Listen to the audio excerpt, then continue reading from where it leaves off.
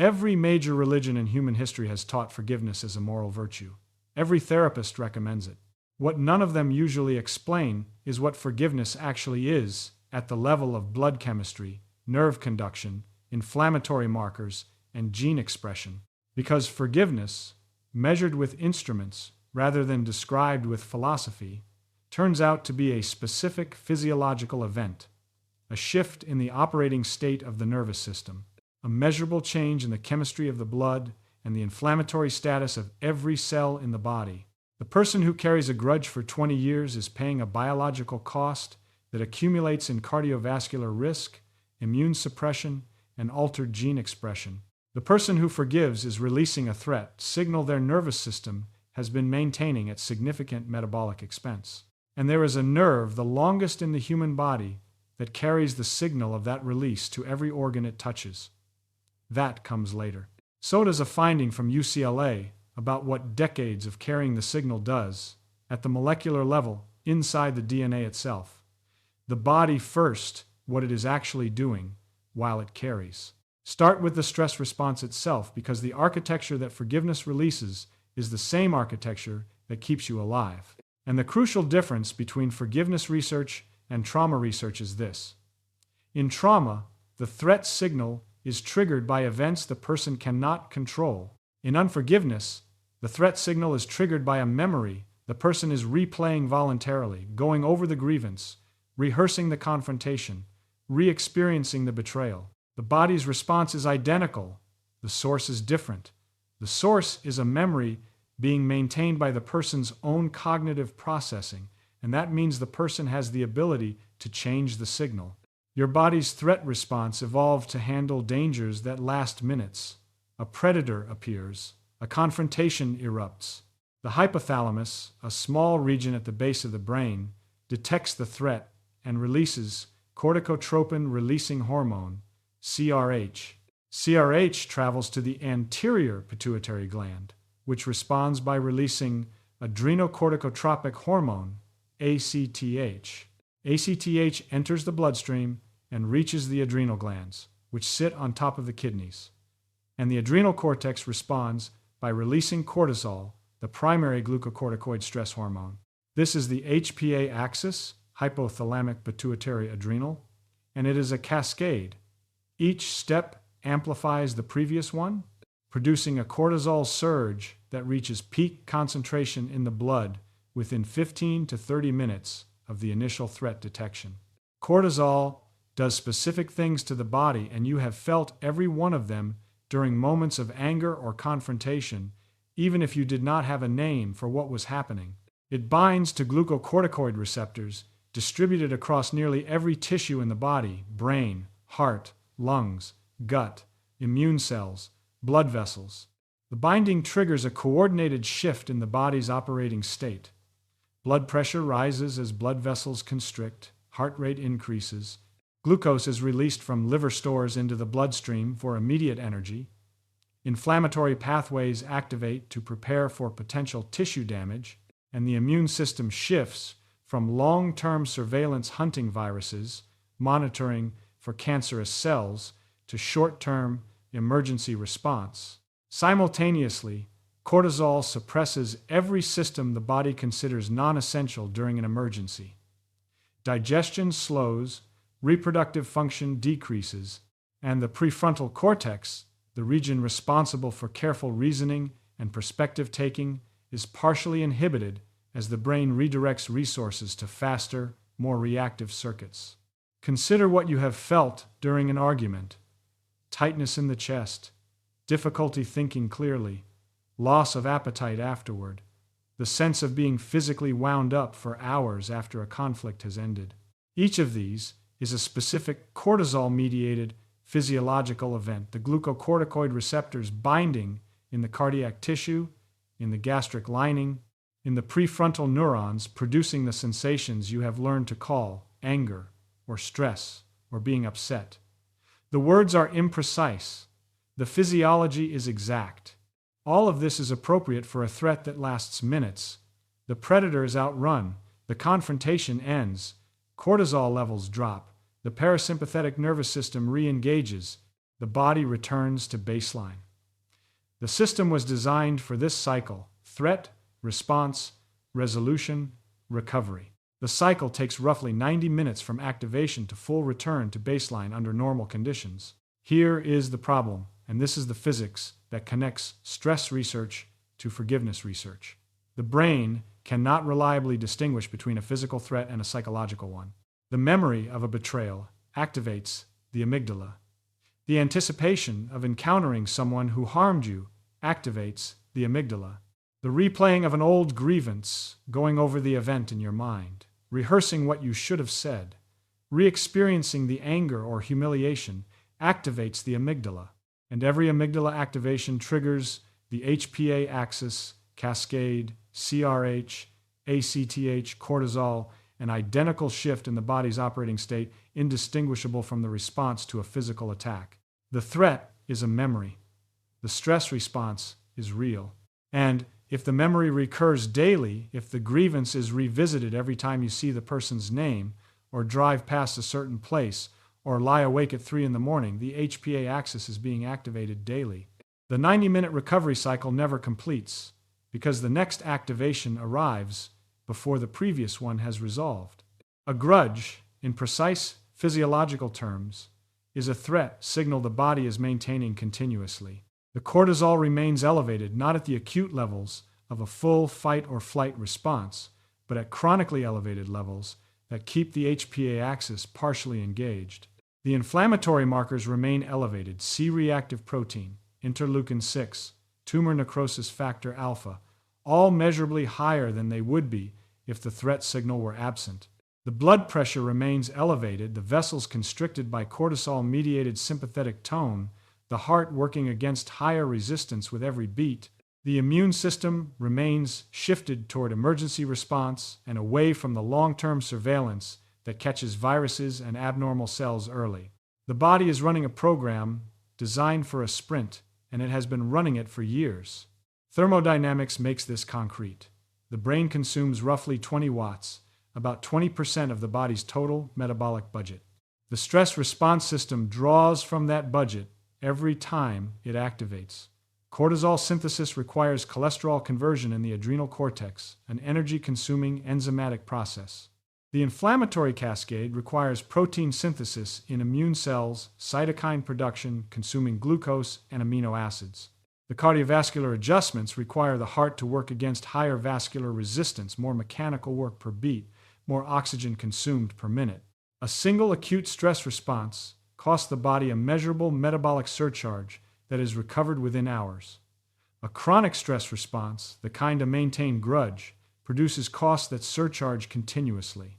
Day after day, year after year, the body is diverting metabolic resources from maintenance, repair, and immune surveillance toward an emergency that exists only as a pattern of neural activation in the amygdala. The grudge has a caloric cost. The body pays it in resources that would otherwise go to keeping cells healthy. You may know exactly who this describes. There may be a name, a face that arrived in your mind before this paragraph began. A family member, a former friend, someone who wronged you in a way that time has not resolved, whose memory still produces the specific physical constellation, the tightening in the chest, the clenching of the jaw, the heat that rises when the name is mentioned. That constellation is the HPA axis activating, the cortisol binding to glucocorticoid receptors in your cardiac tissue, your gastric lining, your immune cells. The emergency program running. Every time you think of them, the program runs. Every time you rehearse the grievance, what they did, what you should have said, how unfair it was, the program runs again. And the body cannot tell the difference between the memory and the event. As far as the cortisol is concerned, the betrayal is happening now. Charlotte Whitvleet, a psychophysiologist at Hope College, designed one of the most direct tests of what unforgiveness does to the body in real time. She asked participants to think about people who had wronged them, to replay the grievance, to imagine confrontation, to dwell in the anger and resentment they carried. While they did this, she measured cardiovascular responses, skin conductance, and facial muscle tension with electrodes attached to their skin. Heart rate increased, blood pressure rose. Skin conductance spiked, a direct measure of sympathetic nervous system activation, driven by a cortisol cascade indistinguishable from the one a physical threat would produce. Facial muscles tensed in patterns associated with anger and distress, the corrugator supercilii above the eyebrows contracting, the orbicularis oculi around the eyes tightening. Then she asked the same participants to shift to forgiving imagery, to imagine understanding the person who wronged them, to release the resentment, to wish the person well. The shift in instruction took seconds. The shift in physiology followed within minutes. Heart rate dropped, blood pressure decreased, skin conductance returned toward baseline, facial muscles relaxed. The body responded to the cognitive reclassification as directly as it would respond to the removal of a physical threat because, as far as the HPA axis was concerned, a physical threat was exactly what had been removed. The speed of the physiological reversal matters. It means the body was not damaged by the unforgiveness in a way that required healing. It was being actively maintained in a stress state by the ongoing threat signal, and the moment the signal changed, the physiology changed with it. The stress was not a wound, it was a program being run. Forgiveness stopped the program. Chronic profiles are more consequential than acute shifts. People who carry grudges habitually, who maintain grievances as a stable pattern rather than releasing them, show measurably higher resting levels of pro-inflammatory cytokines, lower heart rate variability, and higher resting blood pressure. Kathleen Lawler and colleagues at the University of Tennessee documented this across subjects with high and low dispositional forgiveness, a stable tendency to release rather than maintain grievances. Interleukin-6 and C-reactive protein are not abstractions. They are measurable molecules circulating in the blood, inflammatory signals that, when chronically elevated, contribute to arterial plaque formation, insulin resistance, and the kind of low-grade systemic inflammation that gerontologists now identify as one of the central drivers of age-related disease. The difference between a forgiving and unforgiving person, measured at the cellular level, was a difference in chronic inflammatory state, the identical inflammatory state that cardiologists measure when assessing cardiovascular risk, that endocrinologists measure when assessing metabolic health, that oncologists recognize as a permissive environment for tumor development.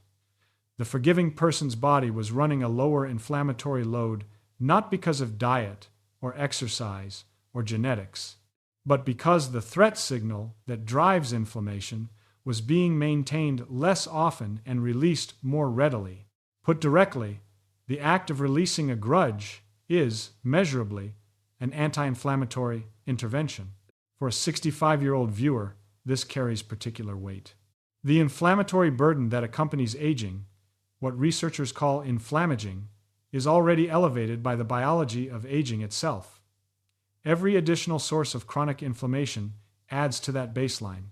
A maintained grievance is one such source. Its contribution is measurable, its mechanism is specific, and its removal through forgiveness is, as Whitfleet's data showed, achievable within minutes once the cognitive shift occurs. Heart rate variability deserves particular attention here because it is one of the strongest predictors of cardiovascular health and longevity available to clinical researchers, and it connects forgiveness to the physical heart in a way that is measurable with a wristwatch sensor. Heart rate variability measures the beat-to-beat variation in the intervals between heartbeats, specifically the respiratory sinus arrhythmia, the natural speeding and slowing of the heart that occurs with each breath cycle. When you inhale, heart rate increases slightly. When you exhale, it decreases. This variation is driven by the vagus nerve modulating cardiac rhythm in real time, the parasympathetic signal slowing the heart on each exhalation, the withdrawal of that signal allowing acceleration on each inhalation. High variability indicates strong parasympathetic influence, the vagus nerve actively and flexibly regulating the heart, the nervous system able to shift rapidly between activation and recovery. Low variability indicates a system stuck in sympathetic dominance, the heart beating at a more rigid, less modulated rate, the vagus nerve suppressed, the nervous system less able to recover from stress. Clinically, low heart rate variability predicts cardiovascular events, heart attacks, strokes, arrhythmias, with a reliability that exceeds many traditional risk factors. It is a measure of how flexible the nervous system remains, how efficiently it can shift between states, how much parasympathetic reserve the body retains. Chronic stress suppresses heart rate variability. Chronic unforgiveness, as a form of chronic stress, suppresses heart rate variability. Lawler's data showed that dispositional forgiveness was associated with measurably higher heart rate variability, a more flexible, more resilient, more clinically protected cardiovascular system. Now, what forgiveness actually is at the level of neural circuitry, because the word carries so much moral and religious weight that the physiology beneath it has been almost invisible. Forgiveness, neuroscientifically, is the decoupling of a memory from the threat response that memory has been triggering. The event remains encoded in long-term memory. The person who caused harm remains remembered. What changes is the amygdala's classification of the memory. The tag that was reading active threat is reclassified to historical event.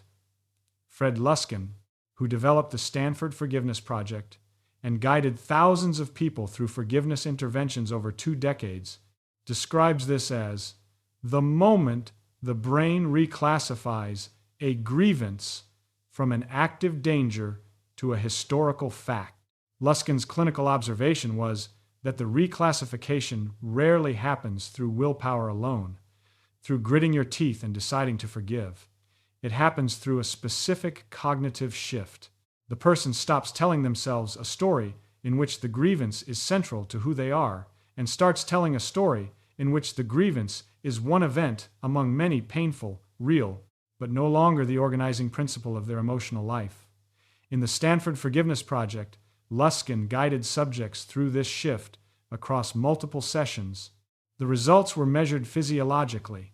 Participants who completed the forgiveness intervention showed reduced blood pressure, reduced self-reported stress, and critically reduced frequency of intrusive thoughts about the person who harmed them.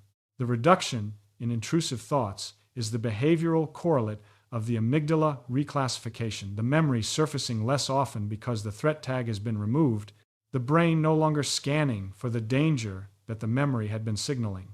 The shift is not instant. It is not easy, and it does not require the person who caused harm to apologize, to change, or to deserve forgiveness. The reclassification happens inside the brain of the person who forgives, independent of anything the other person does or does not do. Neural correlates of this shift are measurable.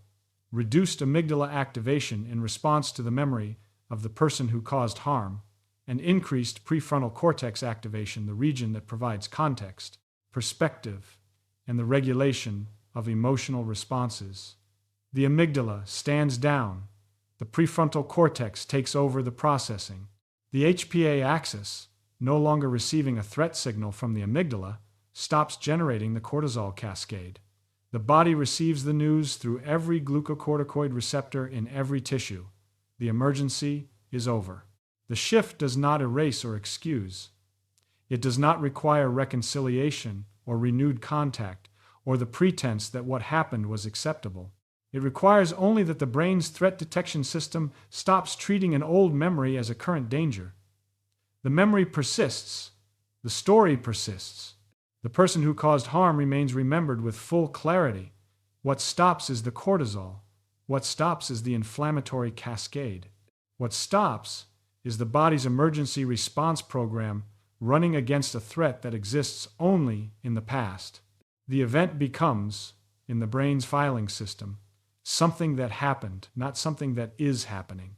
And the body responds to that distinction with the immediacy of a system that has been waiting for permission to stand down. Anyone who has forgiven someone after years of carrying the grievance knows what this change feels like in the body. Something lifts, the chest loosens, the shoulders drop.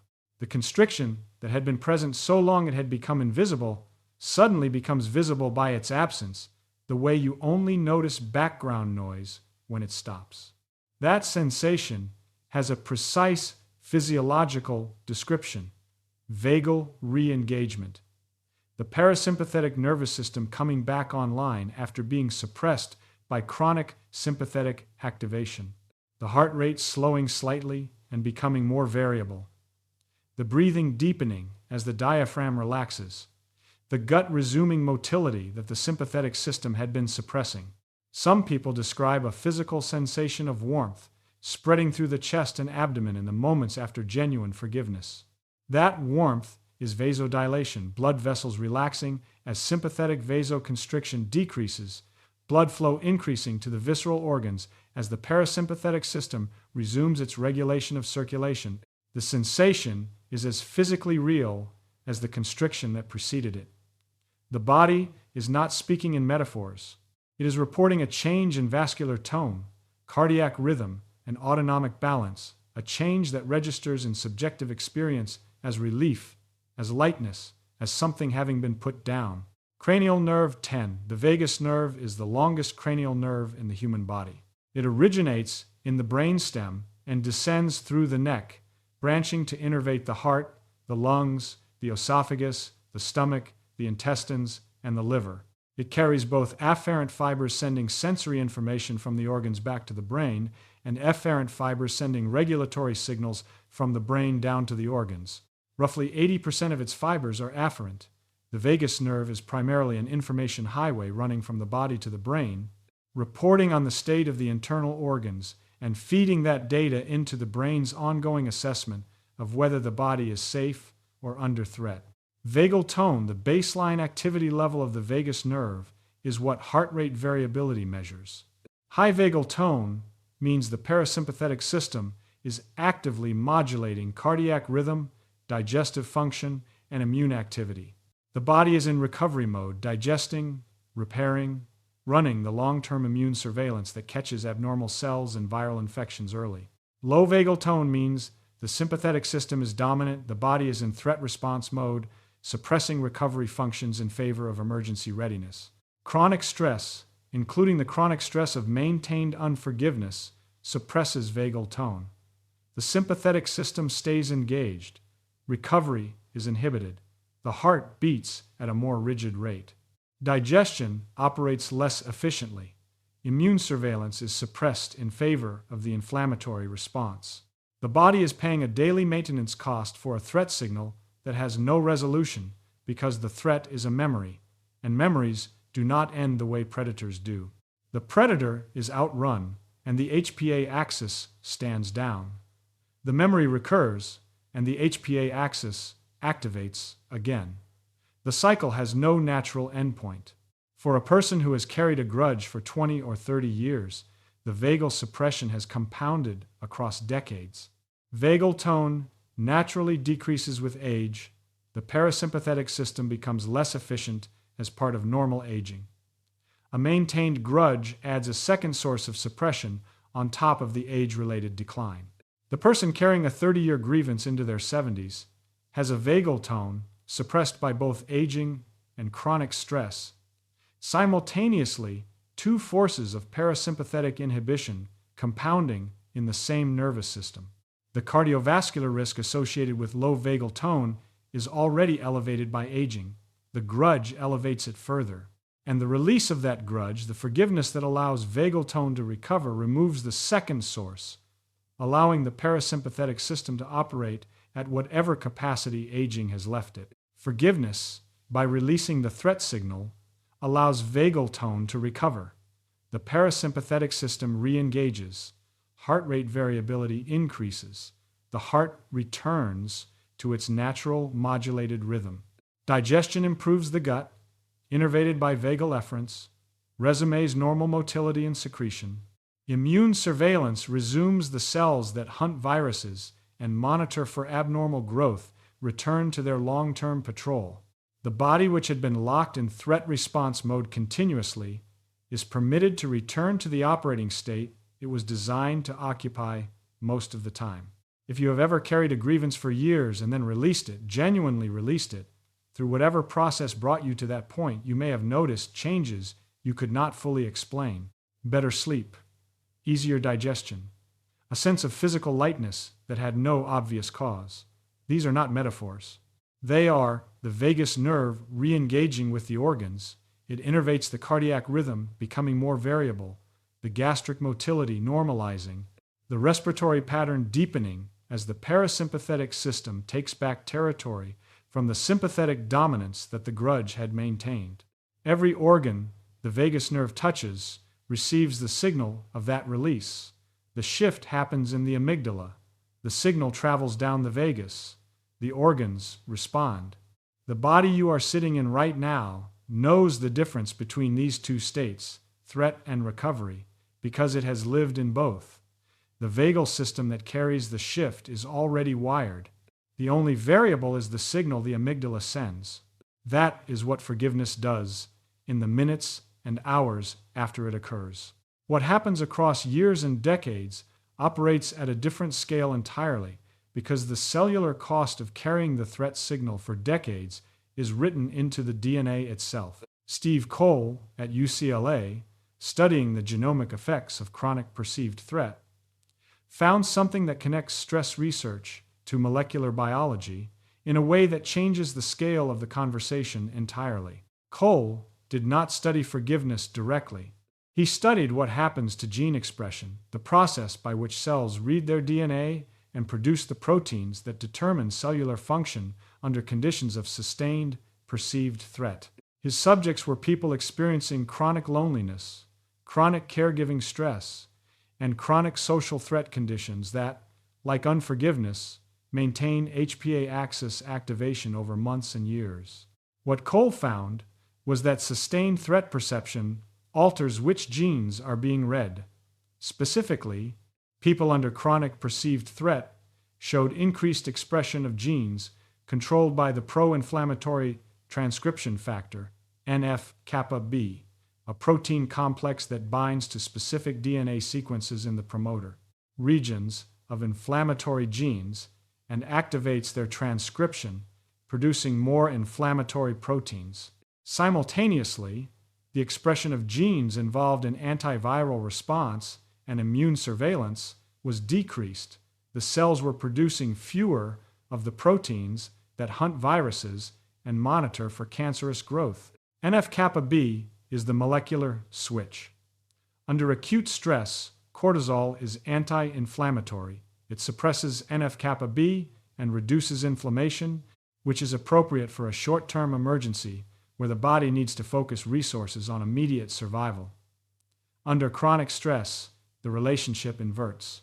Chronically elevated cortisol produces glucocorticoid resistance in immune cells, and the receptors become less sensitive to cortisol's suppressive signal, and NF-kappa B activity increases rather than decreases. The chronic cortisol that was supposed to suppress inflammation ends up enabling it. The molecular machinery that reads the genome shifts toward an inflammatory program, more pro-inflammatory cytokines produced, fewer antiviral and anti-tumor proteins produced, and the shift persists for as long as the threat perception persists. What results is a shift in the body's gene expression profile, more inflammatory proteins being produced by every cell that carries those genes, fewer antiviral and anti-tumor proteins being produced by the immune cells that should be running long-term surveillance. The body, under chronic perceived threat, is literally reading its own DNA differently, activating the inflammatory program and suppressing the surveillance program. A grudge held for 20 years is 20 years of shifted gene expression, 20 years of elevated inflammatory cytokines, 20 years of suppressed antiviral and anti-tumor immune function. The biological cost of unforgiveness is paid continuously, in every cell, in the molecular machinery that reads the genome. I keep returning to that number 20 years. A person who was wronged at 45 and carries the grievance to 65 has spent 20 years with NF-kappa B activity elevated in their immune cells, 20 years with antiviral gene expression suppressed, 20 years with their body's inflammatory load measurably higher than it would have been if the amygdala had reclassified the memory as historical. The cost was invisible, the cost was real, and nobody told them it was accumulating. This does not mean that unforgiveness causes cancer or heart disease. in any simple causal chain. Biology does not work in single causes. Chronic inflammation is one risk factor among many genetics. Diet, exercise, environmental exposures, and chance all contribute. But chronic inflammation is one of the most consistently identified mechanisms underlying age-related disease, cardiovascular disease, type 2 diabetes, neurodegenerative conditions, certain cancers, and one of the drivers of chronic inflammation, measurable in blood chemistry and gene expression profiles, is the chronic HPA axis activation that a maintained grievance produces. The science says unforgiveness contributes to the inflammatory environment in which disease is more likely to develop, and forgiveness removes that contribution. The contribution is real. The removal is real. The rest is probability, not destiny. For a person who has carried a significant grievance for decades, the biology is not an accusation. Nobody told them this. Nobody explained that the anger they maintained was generating a cortisol signal that was shifting their gene expression profile toward inflammation and away from immune surveillance. No physician mentioned that the tightness in their chest when they thought about the person who wronged them was an HPA axis activation indistinguishable from what a physical attack would produce running at lower intensity, but running constantly year after year with no resolution cycle because the threat was a memory, and memories do not end the way predators do. The body was doing its job. The job was never supposed to last 20 years. The architecture was built for minutes. The grievance ran it for decades. And the science is not saying this to produce guilt, it is saying it to make visible what had been invisible, so that the choice to forgive, if it comes, arrives with the full weight of what the body has been carrying and what the body stands to release. The forgiveness that every spiritual tradition has recommended as a moral virtue turns out to be, simultaneously, one of the most direct physiological interventions available to a person carrying decades of accumulated stress. The moral framework and the biological framework arrive at the same recommendation through entirely different reasoning, and neither one knew about the other until the measurements caught up. Every tradition that has recommended forgiveness was working from observation. People who forgave seemed healthier, seemed to carry less, seemed to move through the world with something the traditions could only describe as grace or lightness or peace. The biology explains what they were observing. The grudge is a threat signal maintained for years, elevating inflammation, suppressing immune surveillance, altering the expression of genes in every cell that carries them. Forgiveness requires, at the neurological level, only one thing: the reclassification of an old threat as a historical fact. The amygdala stands down. The vagus nerve re-engages.